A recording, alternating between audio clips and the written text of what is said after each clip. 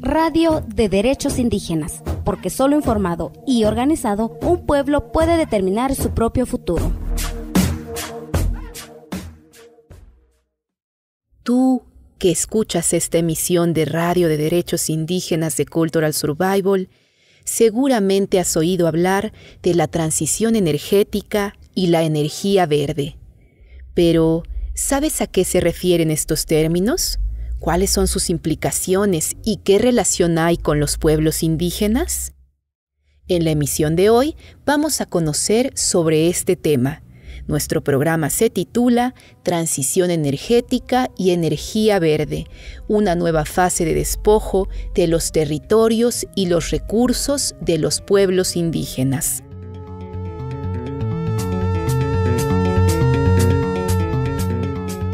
Transmitiremos una entrevista con Miguel Ángel Mijangos Leal, quien forma parte de la Asociación Civil Procesos Integrales para la Autogestión de los Pueblos y quien durante años ha acompañado el caminar y la lucha de los pueblos indígenas por el respeto de sus derechos.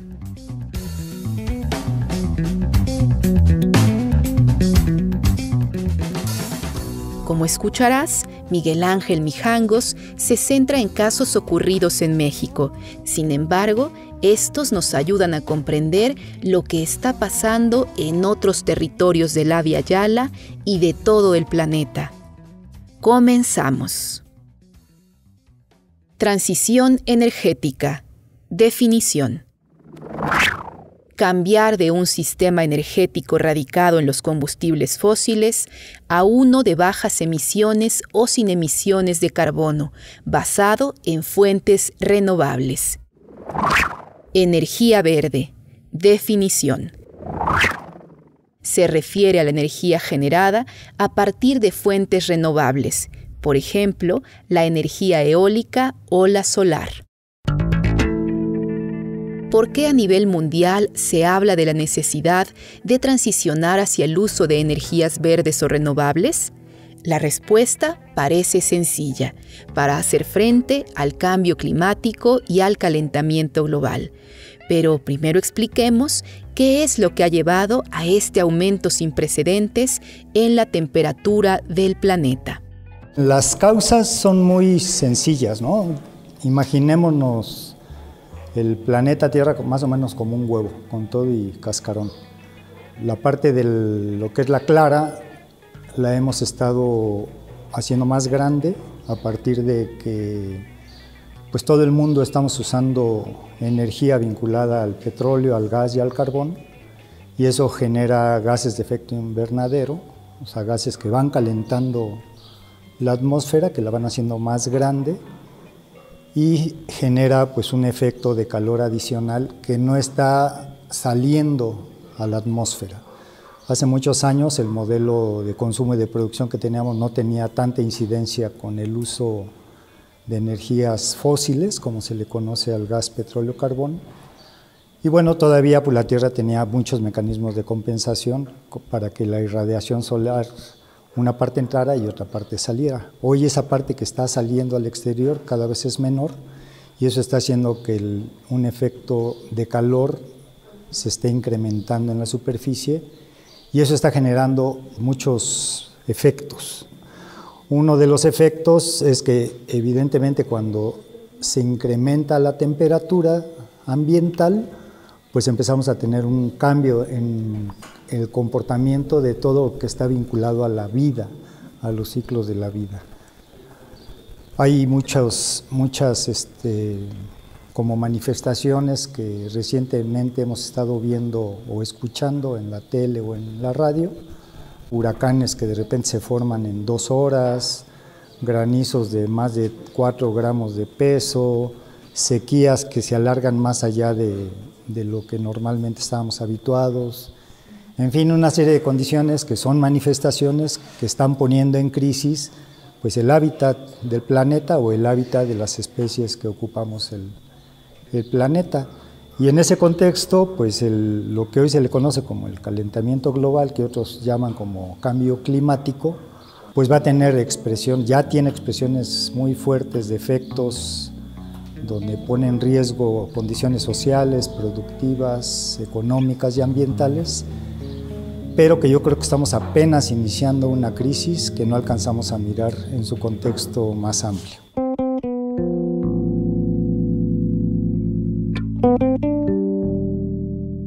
Miguel Ángel Mijangos nos explica que el aumento de la temperatura del planeta se debe principalmente a la elevada emisión de gases de efecto invernadero, entre ellos el dióxido de carbono, que se libera a la atmósfera debido a la quema de combustibles fósiles como el carbón, el petróleo y el gas.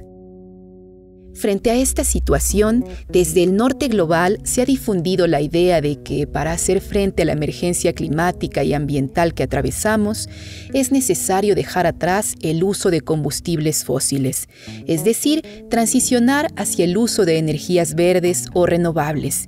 Sin embargo, no se dice que la transición energética se basa en el aumento masivo de la extracción de metales y minerales, conocidos como minerales de transición, que en muchos casos se están extrayendo de los territorios de los pueblos indígenas. Sí, miren, en este proceso del calentamiento global, cuando hablamos de gases de efecto de invernadero, evidentemente vinculado a las energías fósiles, la forma en la que se está respondiendo en los tratados internacionales es que tenemos que reducir la emisión de gases de efecto invernadero. Eso implica en automático reducir el uso de energías fósiles y tenemos que transitar, tenemos que cambiar al uso de tecnologías que no emitan dióxido de carbono a la atmósfera. El grueso de las tecnologías que estamos manejando actualmente en el mundo lleva una serie de metales de diferentes características que justo son los elementos que hoy se denominan como metales de transición. Hay metales muy característicos, quizá el que más conocemos en México porque ha habido una discusión reciente al respecto es el litio. El litio se utiliza principalmente para hacer baterías que acumulen mayor cantidad de energía y que en su modelo de gasto pues no emitan dióxido de carbono a la atmósfera. Pero así como ese metal tenemos muchos otros. Todas las energías de transición, en términos generales, utilizan entre 30 y 35 metales diferentes. Los grandes, los macros, pues son el cobre, por ejemplo. Los micros, pues podría ser el litio. Cuando digo macro o micro, me refiero a la abundancia y a la disponibilidad que tenemos en la Tierra. En todo el planeta hay mucho cobre, hay regiones que tienen más que otras, pero es un recurso, digamos, en abundancia.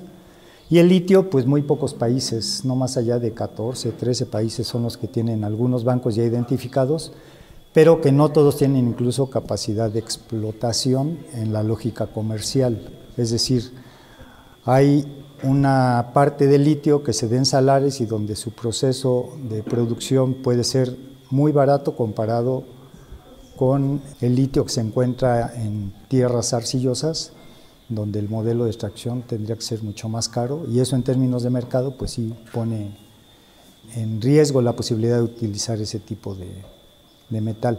Pero bueno, así como ese hay muchísimos más, hay otros que se aglutinan en un componente que casi todos conocemos como tierras raras, que en realidad son otra serie de metales muy pequeñitos, que son tan poco abundantes en la corteza, que más bien casi siempre están combinados, y que hay menos todavía que, por ejemplo, el litio, y que por eso se le denominan como tierras raras, ¿no?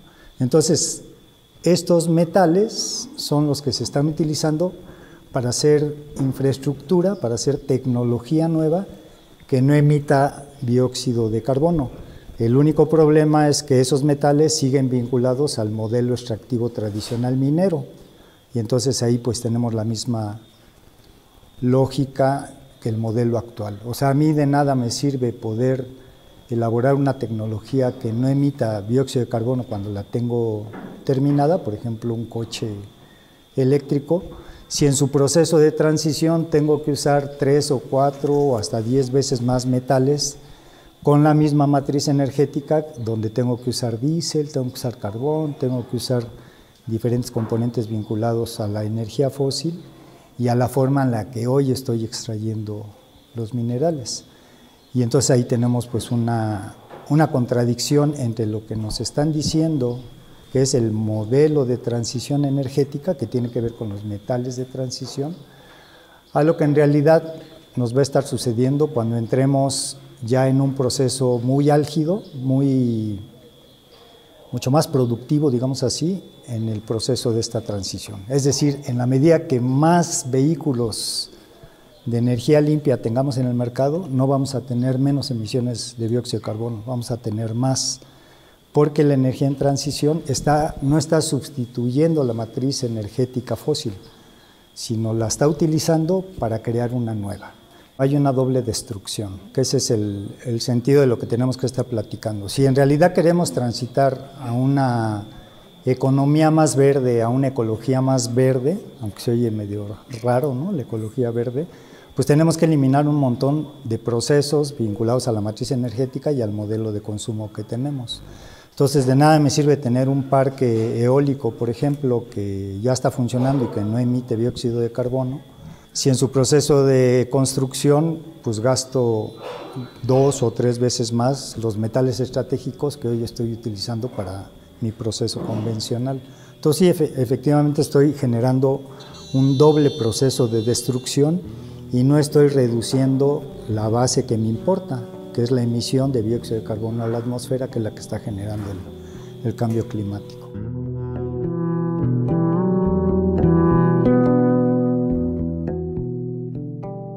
Con la extracción masiva y sin precedentes de minerales usados para la transición energética, se multiplican las amenazas hacia los pueblos indígenas, quienes vivimos una nueva etapa de despojos y desplazamientos.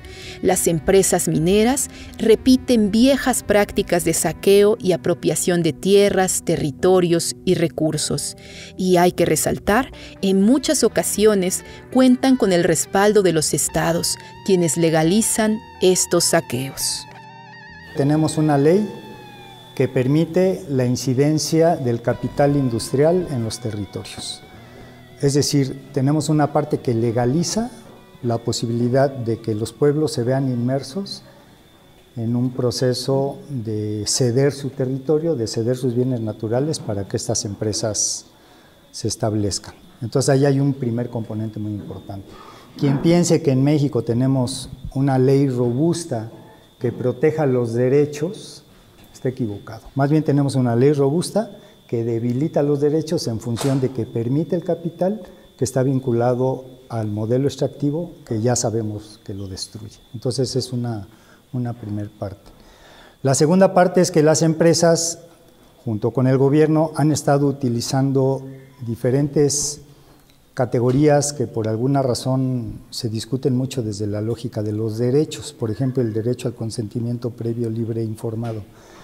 Es decir, cuando uno escucha el consentimiento y la consulta, tal cual como pues la interpretamos, pues pareciera que es un elemento democrático en el cual los pueblos tienen capacidad, a partir de su autonomía y su libre determinación, tomar decisiones por sobre algo que les puede estar generando desarrollo, progreso, pero también problemas, ¿no? Depende qué es cuál es el propósito concreto de la inversión que llega a su territorio. Y en ese sentido tenemos un contubernio compartido, pero que lo democratiza, y ese es un problema, porque los pueblos están entrando justo a partir de ese mecanismo a discutir la disyuntiva de su territorio tiene que ser utilizado por una actividad extractiva que posiblemente va a poner en riesgo uno de los elementos fundamentales o uno de los derechos fundamentales, que es el derecho al territorio. Por lo tanto, es un poco medio absurdo que se plantee un derecho que es una herramienta de consulta, pero que democratiza la discusión, como un derecho por encima de los derechos fundamentales, ¿no? Sin derecho al territorio, todo lo demás ya no existe, por lo tanto, no tiene sentido. Y entonces ahí tenemos un mecanismo que democratiza, pero que no está siendo lo suficientemente reflexionado, no por las empresas y el gobierno, sino por las comunidades. Las comunidades sí tendrían que estar discutiendo qué están entendiendo por autonomía, por libre determinación, por consulta y por consentimiento, no en el marco de lo que dice el 169, sino en el contexto concreto en el cual hoy ese tipo de herramientas, como yo las llamo, están siendo utilizadas para generar despojo del territorio. Si quieren ver un caso concreto y reciente, pues nada más hay que discutir cómo ha sido el proceso de consulta y consentimiento con el Tren Maya. Ni siquiera tienen un mecanismo regulado uniforme. Llega el presidente de la República, lo hace de una forma, llega a CDI, lo hace de otra forma, llega a la Secretaría de Energía de otra forma, llega a la Semarnat de otra forma. Y si ahí llega acompañado con la empresa donde utiliza la otra estrategia de esposo, que es la coacción, es decir, siempre ofrezco prebendas, ofrezco componentes a cambio de que me cedas tu territorio.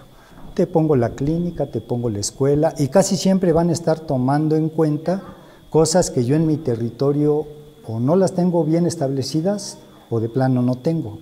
Pido una escuela, pues es porque no la tengo. Pido una cancha de básquet, es porque no la tengo. Y al final son condiciones que las comunidades desde hace mucho tiempo han estado solicitando y que en ese momento ven la oportunidad de que puedan resolver, al menos dentro de su marco grande de infraestructura, cosas que desde hace muchos años no han podido tener. Y entonces esos mecanismos de coacción, bajo una condición de debilitamiento del pensamiento y de la comunalidad que tienen las comunidades, pues los pone en una franca vulnerabilidad. Y otra que cada vez es más utilizada, no es porque sea recientemente utilizada, se ha utilizado desde hace mucho tiempo, pero hoy sí ya agarró una dimensión de velocidad y de fuerza más importante, es que cuando una comunidad se resiste porque entendió que viene una propuesta que los quiere despojar y se pone en condición de resistencia, utilizo fuerzas armadas legales e ilegales para tratar de posicionarme por sobre la comunidad e imponerle un proyecto. Y ahí pues ya tiene rato que nos está sucediendo, pero cada vez es más frecuente ver al crimen, a lo que conocemos como crimen organizado, operando para destruir la cohesión social a partir de atacar a dirigentes, a líderes, a las asambleas, a personas que tienen una visibilidad mayor en los contextos de la defensa del territorio en la comunidad, y en ese contexto pues también empezar a plantear condiciones para que cuando ya se tenga que tomar la decisión del ingreso de un proyecto entren de manera fácil, ¿no?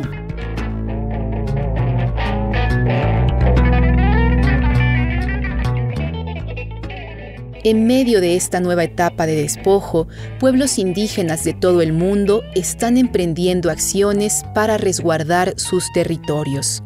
En el caso de México, por ejemplo, pueblos Mepá, Nazavi y Nahuas de la montaña de Guerrero han declarado sus territorios libres de minería y están trabajando en el fortalecimiento de la organización comunitaria. Tú, que nos escuchas, ¿qué otras estrategias de defensa conoces? Vamos a escuchar las estrategias que nos comparte Miguel Ángel Mijangos Leal. Para mí la primera es que las comunidades tienen que entender muy bien de qué se trata el modelo extractivo. No de cómo sacan los minerales, no de si el cianuro mata, no de cómo funden una barra de oro. No, eso es el tecnicismo del modelo. No, sino más bien la dimensión en la cual va a estar establecido en mi territorio, y cuando digo dimensión y cuando digo territorio, ya me estoy refiriendo al tamaño. Prácticamente de los proyectos que conocemos en México, muy pocos utilizan, por ejemplo, solo el territorio de una comunidad. Hay muchos que utilizan muchas comunidades, ¿no? Depende. Y hay mucha transferencia de daños hacia comunidades que ni siquiera están vinculadas con el proyecto.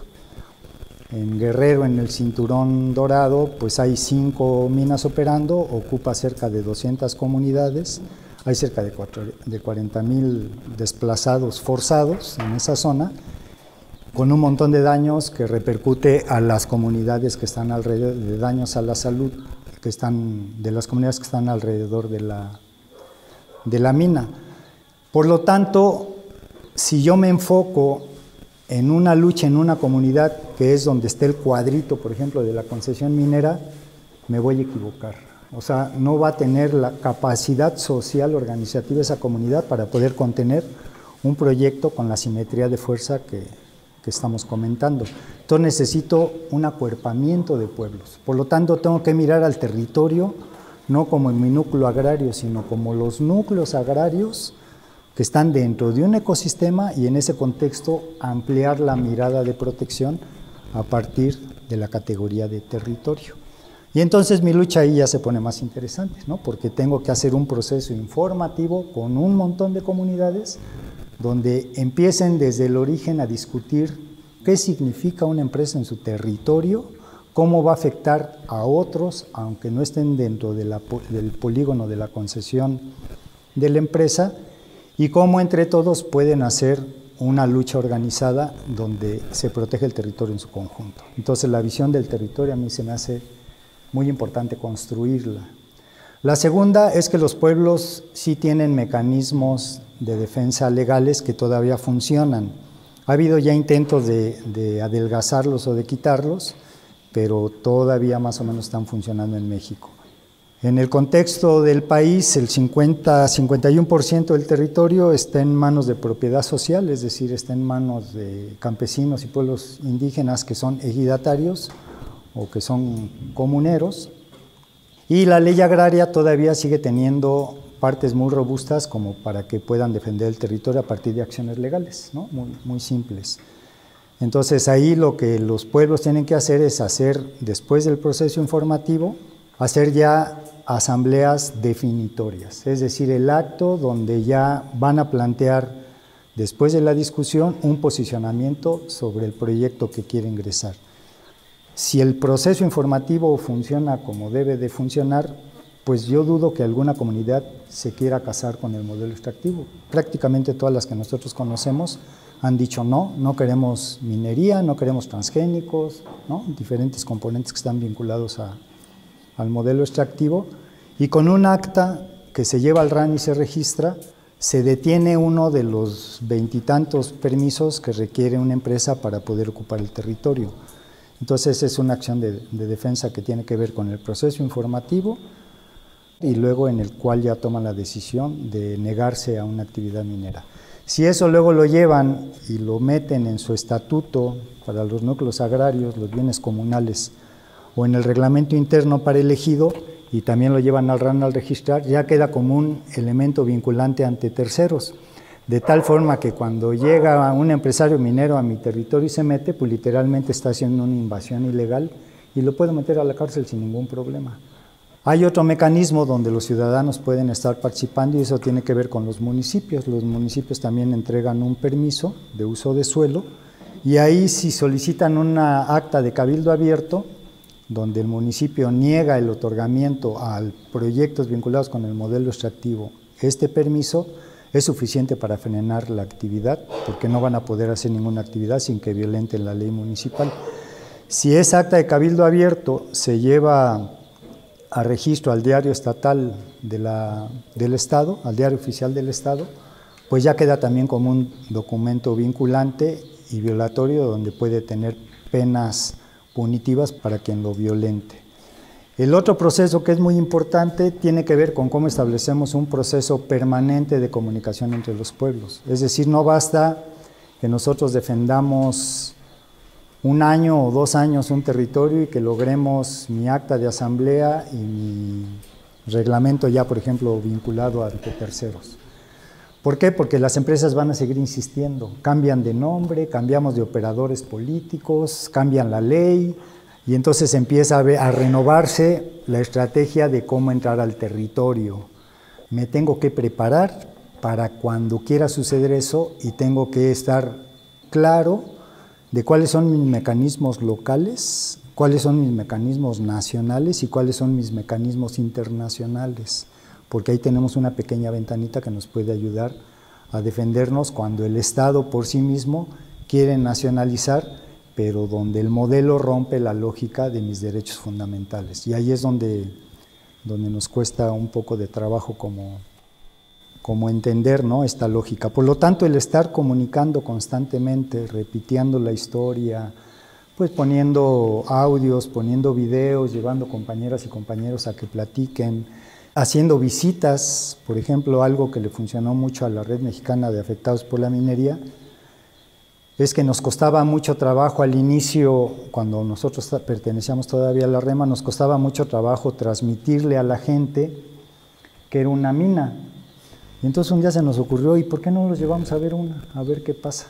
Y fue impactante el reflejo de cómo la gente, pues yo literalmente no conocía a nadie que no llorara cuando los parábamos en la orilla del Tajo y veían el nivel de destrucción, y luego iban a comer con la comunidad y veían el nivel de daño a la salud.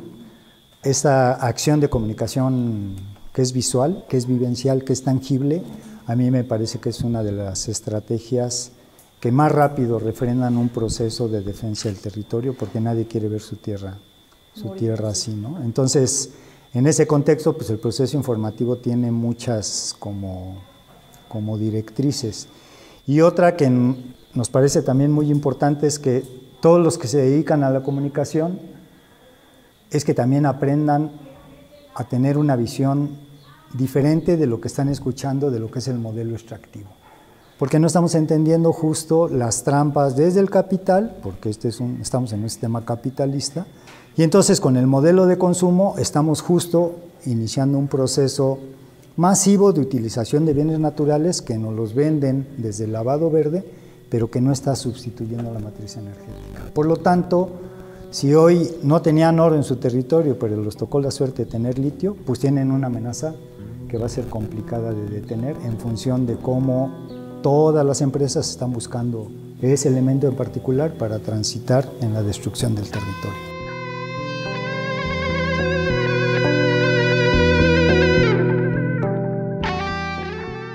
Si la transición energética se sustenta en la explotación de los territorios de los pueblos indígenas, entonces no es una transición energética justa, sino, como ya hemos mencionado, una nueva etapa de despojo, una nueva etapa de saqueo con la que se están beneficiando empresas que usan a su favor el discurso de las energías verdes y renovables.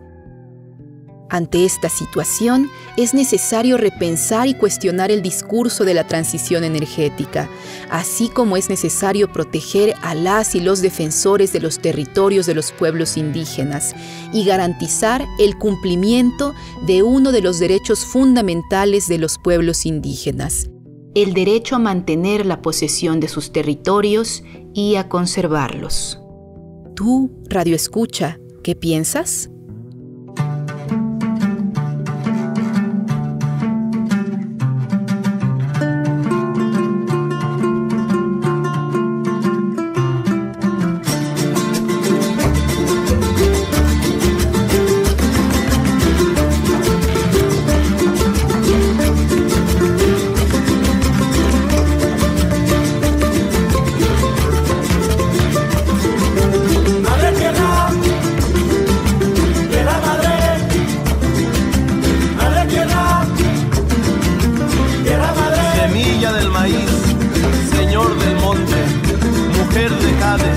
Bastón del trueno, fuego viejo, viento del sur, serpiente de agua, blanca flor, nodriza eterna, lluvia de junio, mujer del telar, flor de algodón, madre brisa, madre tierra, madre tierra, madre tierra.